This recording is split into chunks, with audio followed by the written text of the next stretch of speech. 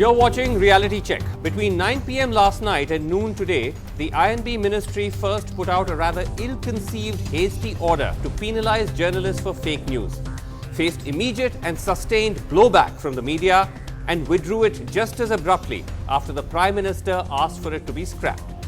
Does it mean the Indian media is resistant to criticism? No, it doesn't. The Indian media has a fake news problem. But we need to deal with it in-house, with no interference from the government. Could we do more in tackling it? Sure. But that's our house to set in order. There's a bigger problem, though, confronting our democracy, one that has only been underlined by the events of the past 24 hours, that this government and this ruling party has a fake news problem.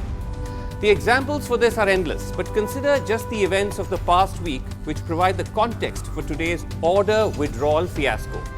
A week ago, police in Karnataka arrested Mahesh Hegde, the founder of Postcard News, a leading purveyor of fake news, for the charge that they ran a false story claiming a Jain monk was burnt by Muslims, when he was in fact injured in an accident. Immediately, BJP MPs, both in and outside Karnataka, rallied to his support. Amongst them, Union Minister Anant Hegde, the Mysore MP Pratap Simha, and an MP from Delhi, Mahesh Giri. 3 days ago, a large number of BJP ministers and MPs went on a Twitter storm, criticizing the menace of fake news and linking to a website called truepicture.in. Now, what you're seeing are all identical cut-and-paste tweets supporting True Picture, including Smriti Irani. As the Indian Express reported this morning, True Picture does not entirely call out fake news. It also attacks genuine reporting, such as 2 Indian Express stories, both of which were based on documentary proof.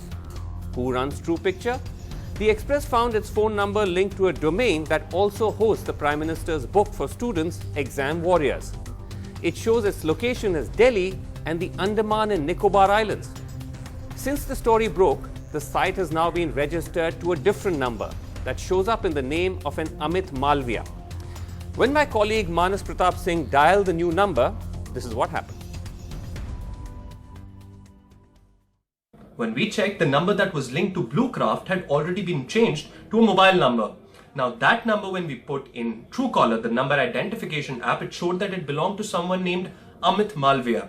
Now, when we called this particular number, this is what happened.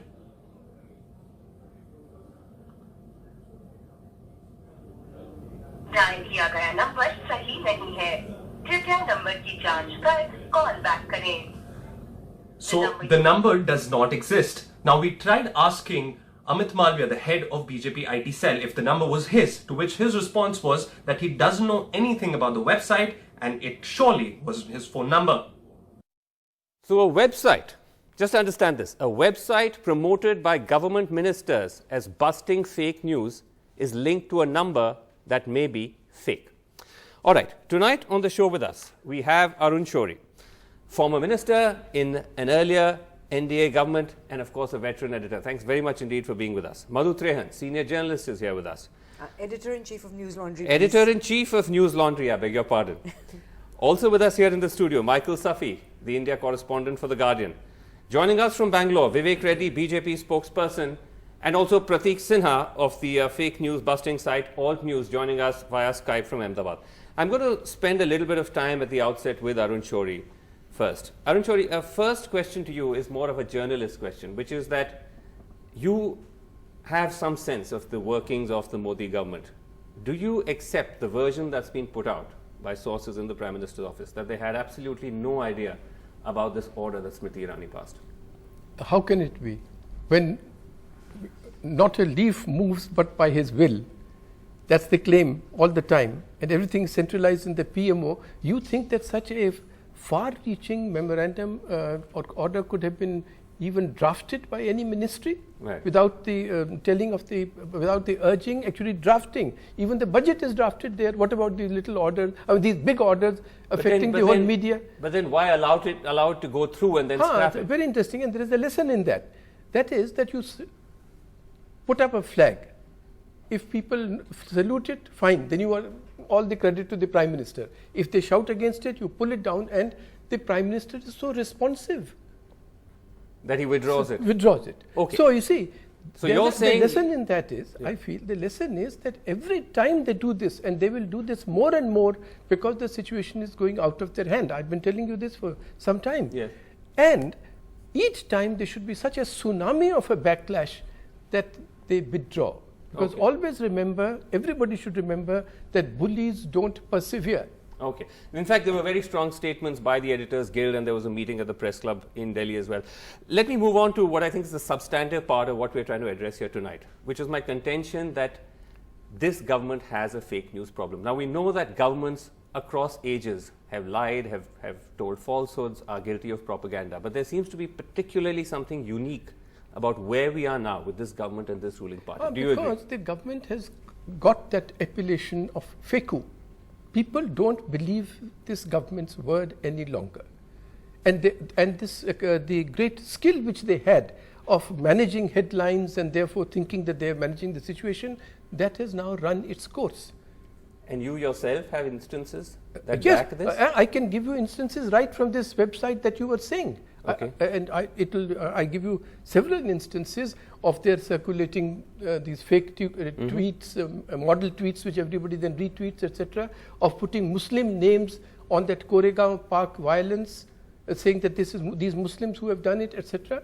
But I'll give you one instance only as an example involving the Prime Minister's office directly, involving the Rashtrapati Bhavan directly, involving this very Ministry of Information Broadcasting directly. Okay. You know, you just said about this website being linked to that examination warriors of the Prime Minister. Yes. So, in May 2017, I'm just going to read to you the Press Information Bureau, Government of India, President's Secretariat. Okay. Okay? All right. PIB under her ministry. Yes. Government Secretariat. It concerns the Prime Minister. Okay. Okay. 25th May 2017, that a book was released, 2 books were released by Mrs. Sumitra Mahajan, presenting the first copy to the President, that is Mr. Pranab Mukherjee. Okay. This says, the book Man Ki Baat, A Social Revolution on Radio by Shri Rajesh Jain, by Shri Rajesh Jain, one of the persons named on that website, is a compilation of Prime Minister Shri Narendra Modi's addresses to the nation on radio every month under the program Man Ki Baat. It contains a comprehensive, qualitative and academic analysis of Man Ki Baat, the themes, the choice of topics, the salient features. It illustrates how Man Ki Baat has connected the new India, especially the youth. It also presents a coherent narrative about the manner in which Man Ki Baat has created mass movements, etc. Understood. What's the sting in the tail here? The tail is that Rajesh Jain had absolutely nothing to do with this book at all. He is my friend. All right. He told me this, that he had been sort of dragged into this function. He was given a speech to read. This is the PIB thing that was put out. I asked you're saying him, that an official release has faked the authorship of this book and released in Rashtrapati Bhavan. And he was made to read out a speech, and to my great anger, he read out that speech. And then I asked, he told me this the next day. I reprimanded him. And then today I asked him that I'm going to Vasu's program. Can I say, do you authorize me to say that you had nothing to do with this book? He said, yes, you can say it. And here it is. And he said that. No, the reason I'm asking is because we don't have him here to check whether this is true. Absolutely. But through you, he's saying... Absolutely. And because you can even see, I didn't have this. I said, but where is I need some documentation. He said, I'll send it to you on email. He found it out for me. He sent me photographs of that function. He had nothing to do with the book at all. This is a serious and important new piece of information you brought to us, which we will verify. Can I just ask you, before we open to panel, how do we fight this? Because there are 2 problems here. One is, of course, to tell the government, look, you don't interfere with the mediation of whether what is fake or not. But then there's also the question of self-regulation. Well, it's an overused word. Now, the first thing to realize is that such measures of the government have absolutely nothing to do with the stated objective, in this case fake news, because they are the biggest perpetrators of fake news. And the fake news, the authorship of the fake news, the origin of the fake news has been so well documented and nailed by alt news and so on, so often They track down who's the person who started this. Okay. And nothing has ever happened to any one of them. To those that you're saying have been called out. Called out, yes. Right. Now, the second part, therefore, please be sure that this has nothing to do with fake news. It is yet another instrument that the government is acquiring to suppress the press. Okay. Second thing is, the answer to fake news is truth. Always stick to the truth, give out the truth of that, nail these fellows, patronize websites like Alt News or News Laundry or others which pursue what the media and other people are doing. Okay. And third, never fall for this idea of an autonomous organization, which is what the circular people said. Yes. Oh, press council and so on and so forth. Because just look at the condition of the so-called autonomous organizations in India. What has they done to RBI? Even the election commissioner is on this cloud. And just one point, that Justice Shalmeshwar has had to write a letter, the second senior most judge in the Supreme Court, to the Chief Justice, call a meeting of all judges to see about the governmental interference in the judiciary. Okay. That is the autonomy. All right. Okay. You, as always with you, you widen the canvas of everything that we're here to debate. I'll come back to you, of course, as I open to panel. Let me go straight across to Vivek Reddy, BJP spokesperson. Thanks for listening in patiently to Arun Shourie joining us from Karnataka. How would you explain this, Vivek Reddy, that you have a government on one hand that claims to be concerned about fake news, but you have a gentleman, an MP of your own party from Karnataka as it happens, who comes out in defense of a fake news website. And here's the great irony. Today, the Press Council of India, which is now, according to the Prime Minister's office, meant to arbitrate what is fake news or not, Pratap Simha, the same MP who's tweeting in support of postcard news, has been made a member of the Press Council of India. Vivek Reddy. Well, I think Srinivasan, Mr. Srinivasan, has several parts and also Yeah, go ahead, Vivek. the anxieties that he raised, being a Vivek, we can hear senior you. person in Indian politics, and yes. So let me answer this point by point. Firstly, so far as Pratap Simha's issue is concerned, Srinivasan, Pratap Simha has raised the issue, substantive issue that Pratap Simha has raised applies to Karnataka. Karnataka is a place where there has been a lot of experimentation of fake news by rival political groups, but unfortunately Siddaramaiah has done nothing. For example, to quote an instance, you're there was an deflecting. instance of a lady called Prabha Belvangala. Hold on. Vivek, sorry. We need to on get the this whole show, panoramic Vivek, view. on this show you can't Just hold deflect. on, I just want to Srinivasan, ask you, because do I you need to come defend back Pratap on. Sinha Hold on, in his hold on. You can't stop me like that, supporting Mr. of Srinivasan. fake news? Let me tell you one thing. In Karnataka, Yes or no? you cannot butt in because you gave Mr. Arun Shourie a long rope. You have to allow me also. That is what I ask. It's not a long rope. Whatever It's not a Mr. long rope. Pratap He's- Simha तो has हमारा done number कब आएगा? reflects. Hello. He's someone who this was the arrangement. We were Hold on, going to Mr. spend some time with Srinivasan. him. Whatever Mr. Pratap Simha has done, Yes. Go ahead. whatever Mr. Pratap Simha has done is a reflection of the sort of attitude of the Karnataka government here, because the Karnataka government has not taken any action in many other instances where the patronizers of the chief ministers themselves carried fake news. For example, Prabha Belvangala showed Mr. Yogi Adityanath in certain compromising position with a lady. I don't understand And the this. Karnataka government did not do anything. Where is it? And we I have don't know, photos of Prabha Belvangala I don't know where you're sitting with going the with chief this. minister. I'm just asking you a simple This is question. one. So Is far as Pratap what Mr. Simha's Arun Shourie position, said, is that the so far BJP's as what position? Mr. Hold on. Is Hold that the on. BJP's position? You also defend No. Mr. Fake news Mahesh cannot be Hegde, the permitted. purveyor of fake news? Cannot be permitted. Pratap Simha highlighted the discriminatory outrage against fake news of the Siddaramaiah government. That By is all supporting Pratap a Simha fake news highlighted. editor. Now, so far as what Okay, Mr. let me- Arun Shourie said, let me come back. Well, let me just finish. Quickly. So far as what Mr. Arun Shourie said regarding the fake news of about Man Ki Baat, let me tell Mr. Arun Shourie, he is a very senior politician. I revere him many a time. But what is this that Mr. Arun Shourie is projecting here? Is he holding a GPA for Mr. Rajiv? Is Rajiv given him a GPA to come and canvass for him A about GP certain what? fake news? If it was indeed fake news about Man Ki Baat, and the book that he calls for, Yes. that has to be addressed by Mr. Rajiv. Mr. Arun Shawri, Rajesh. Got the name right, on man. eminent Rajesh, historians. it's Rajesh Rajesh Jain. Jain. It's You have Rajesh such- Jain. such- No, no, you as have I... such- Idiot. You have such He clear- has you have he raised such masterminded good the issues. the But how can IT you hold a campaign GPA for of somebody? Mr. Modi. Are you a power of attorney holder, sir? Okay, okay, all right, all right. No, For no, no. Mr. Rajiv. Okay, Vivek Reddy, How okay, can you made your call point. This government fake. Okay, You we may made not your like point. Mr. Modi personally. Okay, You all may right. not like Mr. Modi personally. All right. But don't bring down the whole structure. Here Okay, is a all right, person Vivek who does Reddy, something for this let country. me move on. Let me move on. Prateek Sinha, you know, this contention, because you've been calling out fake news across party lines and across different ideologies. But this comes back to where I started, that the reason why this entire attempt by the government to try and get into this whole fake news regulation drew bad faith, amongst other reasons, was because of this government's specific poor record with fake news. Prateek. I just want to clarify two things. One, the True Picture website.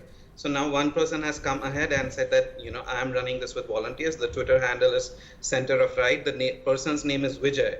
And he's also associated with a website called Mission 360 Plus, which is Okay. a 2019 campaign. Okay. So that is one thing. Second thing, Mr. Pratap Simha not only supported this time, but he has actually in Mr. Vishweshwar Bhatt's Kannada newspaper, he has written a center page column saying how great work Mahesh Vikram Hegde and Vivek Shetty. Vivek Shetty is the other person who postcard, who's the admin of Postcard News. So he has Right. written a center page column Right. sort of appreciating this work. And this happened about Okay. 2-3 months ago. So those two things. And so regarding the fake news problem, yes, this government has a huge fake news issue. In fact, we keep writing articles. We have rebutted even facts and statistics that are put out by the BJP Twitter handle. But that is also true with Congress Twitter handle. That Okay. is both sides we have rebutted. Right. But especially, the problem is also that Prime Minister is actually supporting a lot of these people by, following them on Twitter. Right. In fact, we have done a detailed analysis of all the kind of, these fake news purveyors who Prime Minister follows, including Mahesh Okay, so Vikram you're Hegde. saying you're saying there's a wider problem, there's an institutional problem. Madhusudan, when you look at what's happened, in fact, in the past 24 hours, that you've not just had this order being passed and withdrawn, you've also had the Press Council of India reconstituted, and you've also had the accreditation committee of the PIB, which accredits PIB journalists, also reconstituted. And the Editors Guild has come out very strongly, saying that this reconstitution is done in bad faith, and it almost suggests that there's a political partisan agenda behind the manner in which it's done. But that's no secret. But I would like to go back to the press release and the fact that the minister addressed fake news. And I would like the definition of fake news today to be clear, Right. which is defined basically by Donald Trump, in which he defines fake news as any news that's negative about him. Right. So the message that we got today was through that press release that we should not be writing that kind of fake news. Anything critical of the Well, government I'm not saying becomes that. fake. I'm not saying that. You're Right. saying that. I'm saying, I'm saying that we define it in that way because that's how it is used. So today's newsrooms were busy with editors discussing. You can't write this. You can write this. There was clarity. Actually, it was good clarity that you can't write Donald Trump type of fake news. We Right. can only write good news. Right. Then it's withdrawn. Right. Now, business wants stability and clarity. The Dalits want stability and clarity. Farmers want. So do journalists. Yes. We're getting confused. That I feel bad for the minister who was made as kind of a scapegoat in this, and she did something. And I think that it is common knowledge that. Why would you feel bad for her, though? I mean, she's because passed an order because which you're was running a headline. malified order. Look at your ticker, which says Smriti Irani embarrassed or look bad or something. So this method is an old one of setting up a test balloon. It's been tried and tested many times. Right. But one thing I would like to add is that in this day and age, because this is a new ball game, Yes. in the internet is new, news in the internet is new. Yes. We do need rules, but we don't need repressive Okay. old rules. We need to revisit and be creative and actually be able to control incorrect and wrong news, Okay, not fair enough. fake news. Okay, Michael, I want to bring you in just on that point, because there are examples now in the world of governments as well as, I think, self-regulatory bodies of the media that have started to frame definitions of fake news and also try to bring in laws to control them. Indeed, and I mean, I think if we know one thing, it's that governments probably cannot be trusted to fix this problem. I mean, we've seen just recently in Malaysia, they've passed a new law that purports to stop fake news. It will jail journalists for up to 6 years for reporting what the government defines as fake news. Now, the Prime Minister of Malaysia is accused of stealing at least $4.5 billion. And the fear is that something like that, something as vital as that, may now be punished by prison. So the risk by allowing government to try to fix this problem is that they get to define it, and they will define it in a self-serving way. Right. This is a problem of the media, and it's a problem of society. And I think they're the two spaces where this problem has to be addressed. Right. Arun Shourie, because now the ball, as I said, has been parked to the Press Council of India, and is also, there's now the Accreditation Council has been recast. But, that's the press release which has come in. And if you look at the names of the journalists there, that's actually what has created No. See, if there had not been a backlash, and if the order had not been withdrawn, who are the persons who would be judging whether you should be continuing an accreditation or not? They are all as they say, some of them are my best friends. My best friends. Yes. Prashant Mishra, Dainik Jagran, very responsibly loyal. Navika Gupta, very visibly loyal. Kumar, actually, that's a typo. Oh, Kumar. Sorry, Navika Kumar. Sorry, my Navika good friend. from Times Now. Times Now, yes. Kanchan Gupta, of course, well known for his good views. He is recently, I was told, somebody sent me, I'm not on Twitter, that this Arun Shourie is deserting, and deserter and so on. Then my good friend Gopi Krishna is there from the Pioneer. I don't know this last person, Miss Smita Prakash. So, she's the head of ANI. ANI. No, these are the persons who would be actually sitting in judgment if the circular had survived. Therefore, it's very necessary to keep vigilant. And if I may make one more suggestion to everyone, that don't firstly make it a habit to look at what Pratik and others are doing on things like alt news, but NDTV and should give 2-3 minutes a day to alt news. Say what is it that they have found today. Indian Express, Indian Express should give a column. News Laundry will object if you say only. If you just say only the equal opportunity. One thing, Vasu, but can I just add for your viewers very quickly that a good thing to Google is Sinclair News, and it gives a very good network of how fake news, according to Trump, is manufactured, like how he wants it manufactured. That's right. And he tweeted this morning on how great it is. Right. This is the corporation that owns a large number of local channels in America. Vivek Reddy, as we run out of time, I mean, is this something where, this, like I said at the outset, I think that everyone's concerned about fake news, but governments trying to meddle or try to regulate fake news becomes a problem, especially governments around which there is so much bad faith on their own relationship with fake news? I think, Mr. Srinivasan, we have to reconsider the terminology of bad faith. I don't think there is any bad faith with this government. In fact, on the other hand, if I may point out, this is the government that has been attacked in all manner that is possible, on every front, on every issue. And there has been absolute freedom so far as this level playing field of freedom of speech is concerned. I don't think the government has tried to muzzle any news or try to frame up any news. Absolutely no. So far as the fake news that you are pointing out, this is in the regulatory regime, and it appears that the government has also withdrawn the circular, and therefore that shows the bona fides of the government towards free speech. That is an area that we have to keep untouched, immaculate. So we should be and grateful that is the for concern them. of the government, You which pass the government is trying to uphold. a hostile order and then you withdraw it. Pratik Sinha, very quickly in conclusion, I mean, in some ways, I blame you for the events of the past 24 hours, because you've been single-handedly going after websites like fake postcard news and calling them out. Are you sensing that there's now a level of anxiety a concern in this ecosystem of news portals and websites which carry fake news and which appear to be proxy fronts, as it were, for the ruling regime?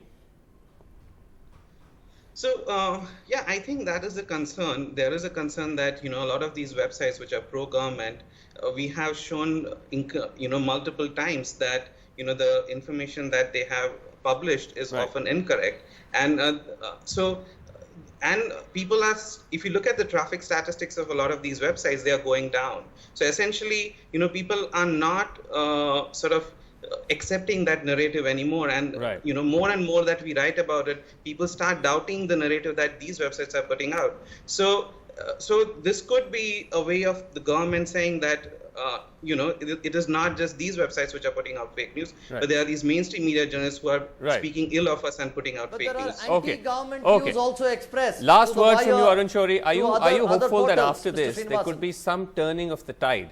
No. As far as this government's relationship to fake news is concerned, or no? No, very, very quickly. not at all. They are losing control over the situation, and therefore such measures will become more intense, both against the media, as in, I don't have to repeat that, in an NDTV studio, and secondly, in trying to manage other headlines and so on by this. All right, we'll have to leave it there. We're completely... I'm only feeling bad for us, journalists. All right, okay, we're completely out of time. Thank you all so much for joining us in what's been a fascinating discussion. That's it on Reality Check. We'll have to leave it there. Good night.